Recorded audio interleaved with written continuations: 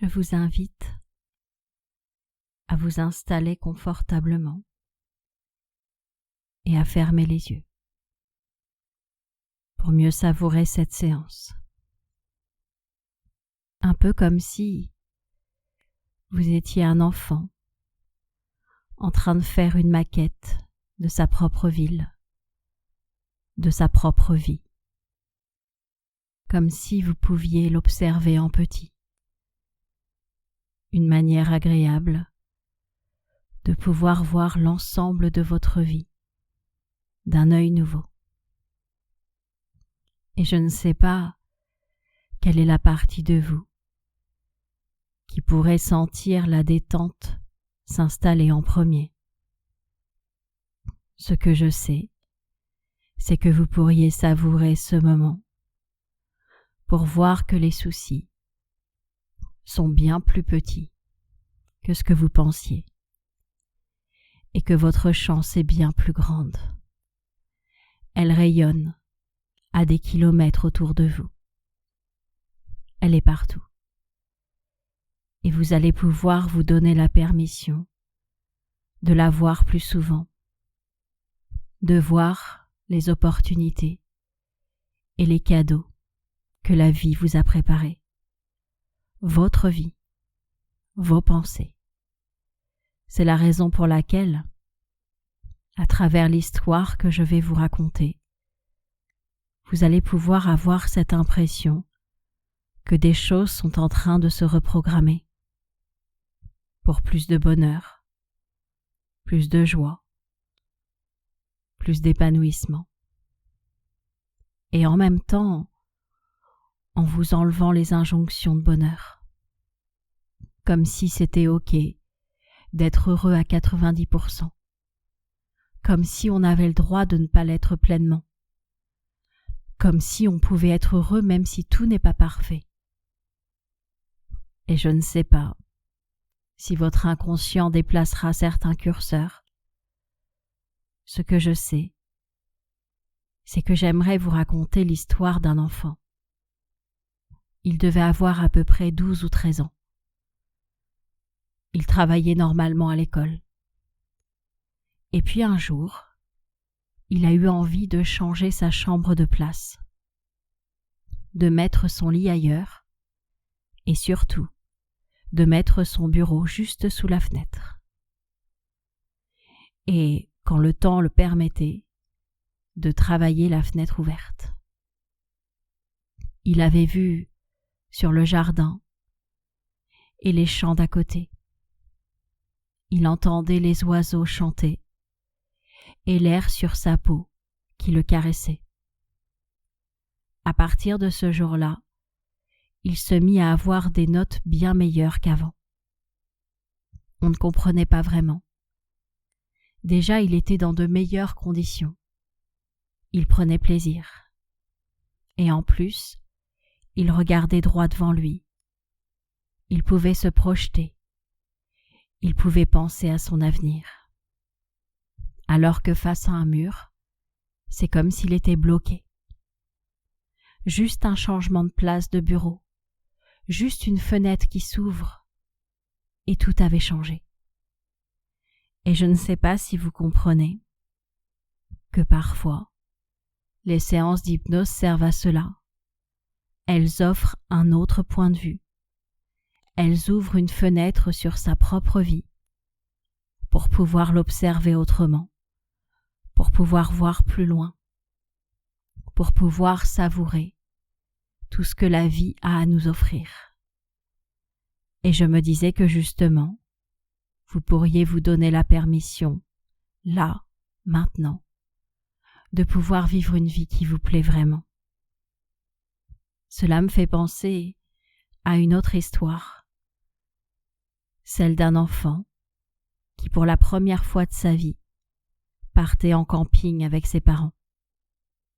Il venait juste d'acheter une caravane. Nous étions dans les années 80. Cet enfant était vraiment très heureux. Il adorait cette caravane. Il l'avait déjà essayée une nuit dans le jardin pour voir comment ça faisait de dormir à l'extérieur de chez lui. Une fois arrivé dans le camping, il avait réalisé que la plupart des campeurs avaient une caravane aussi. À l'époque, il n'y avait pas autant de mobil-homes. Les autres campeurs étaient en tente. Il se sentait privilégié par rapport à ceux qui campaient dans des tentes. Il était heureux de vivre ce moment. Et en même temps, quand il voyait les personnes avoir si chaud dans leur petite tente, il avait envie d'inviter les gens dans sa caravane. Et c'est comme cela que ses parents découvrirent tous les après-midi des amis différents que leur fils avait invités pour qu'ils soient à l'abri, à tour de rôle. Il se sentait utile. Ça lui créait du bonheur à l'intérieur de lui, de faire bonheur aux autres. Et puis, plusieurs années plus tard, alors qu'il était devenu un homme, qu'il avait une femme et des enfants, il décida de retourner dans ce camping, le même, et il retrouva son emplacement. Cette fois-ci, un mobil-home était installé à la place, mais ça lui était égal. Il s'installa avec sa famille, et alors qu'il marchait en direction de la piscine, il reconnut un visage.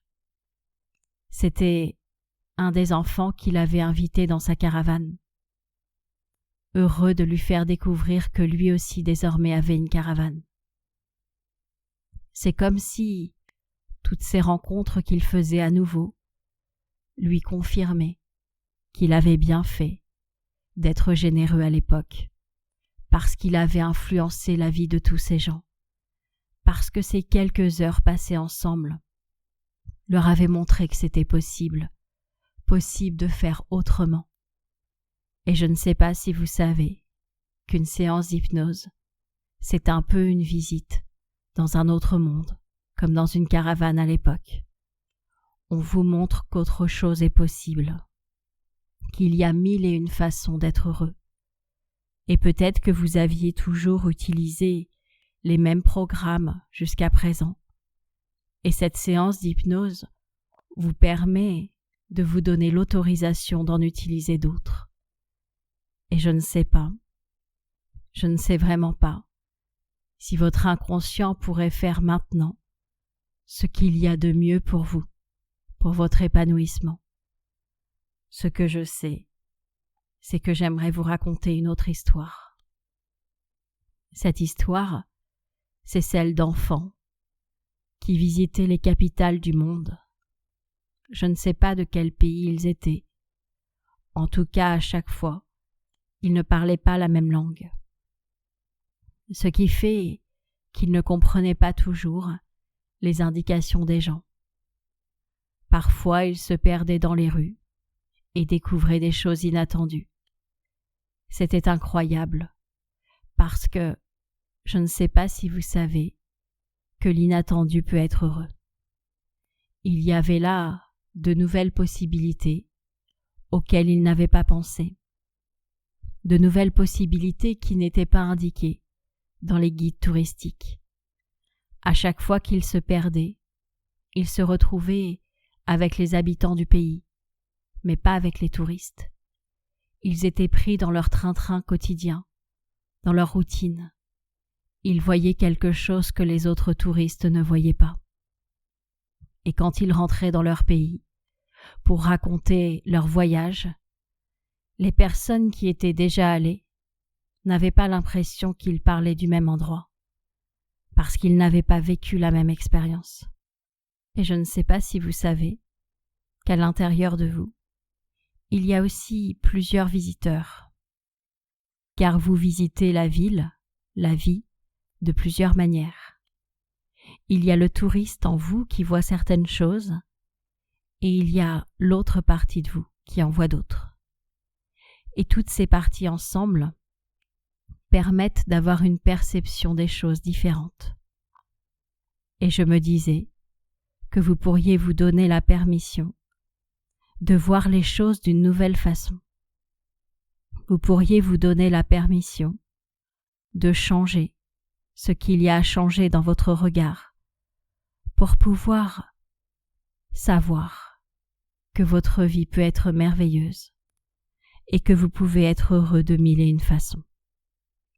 D'ici quelques instants, ma voix va s'arrêter et pourtant, votre inconscient, lui, va continuer à faire tous les réglages nécessaires à votre bonheur. Et quand vous le souhaiterez, à votre propre rythme, vous pourrez simplement revenir ici et maintenant, au moment présent, et vous pourrez rouvrir les yeux doucement en réunissant toutes les parties de vous. Je vous souhaite d'ouvrir cette fenêtre sur les 1001 possibilités que la vie a à vous offrir. Vous avez 1001 possibilités d'être heureux.